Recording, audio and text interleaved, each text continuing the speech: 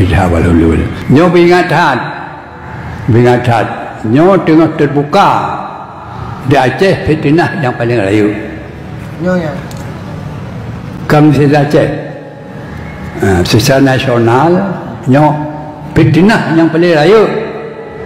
Nyo akan terungkap dalam kurun kita nyo. Yang sangat membahayakan bagi akidah iman seluruh Indonesia mendung lengkap mendung direkam tentang di Aceh. Juga makna ijtihad wal hulul juga dipaham.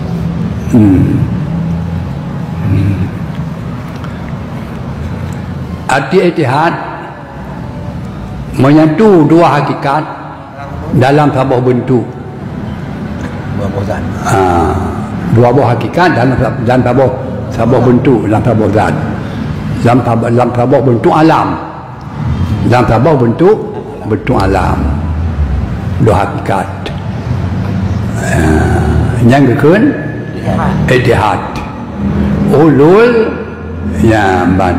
Allah dapat menjelmakan akan dirinya dalam bentuk alam. Dalam bentuk alam. Cakalan tentang alam lain. Pakai dekut dengan Allah tapi dalam bentuk lain. Ya betul. Ya, trik-trik yang halu nyo tupak le ulama tu. Kita nyo orang awam hana ada tupak.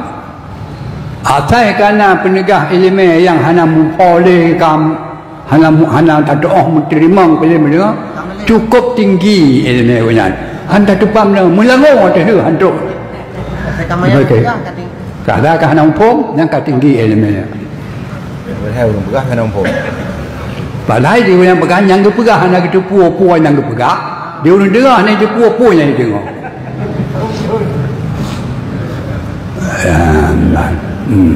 Itu namanya apa? Fitnatun fiddin namanya. Fitnatun fitnah agama. Nyo dalam kurung kita nyo kamara.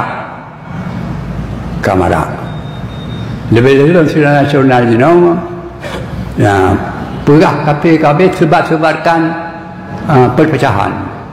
Kun kafe sebarkan perpecahan sama bangsa Indonesia. Dia ditindak oleh pemerintah orangnya. Pulang. Hana lewat ada kebenaran. Keban? Hanya ke akhirnya bagaimana? Bangsa Indonesia nya diarah. Bangsa Indonesia diarah untuk berfaham dengan faham sampai ke syurga dengan mengikut salah satu agama daripada agama yang banyak yang Indonesia. Mandum teruk dalam syurga. Orang Kristen teruk dalam syurga, ada Buddha teruk dalam syurga, ada Islam teruk dalam syurga kata. Kenan tengah jarak. Jadi anak pelayan pakai, anak pelayan kemekun. Agama mandum benar. Tengok. Inilah yang namanya fitnatun fiddin. Makanya sangat-sangat perlu orangnya untuk diperkuatkan akan akidah iman yang bersih, iman yang murni. Hana lain mereka dengan buat ilmu akidah sebagaimana yang diturunkan oleh Rasulullah. Lain ada cara lain. Kajian. Nak tersentuh dengan senobari para mustami'ah yang orang-orangnya nak tersentuh dengan hati. Harus jaga-jaga.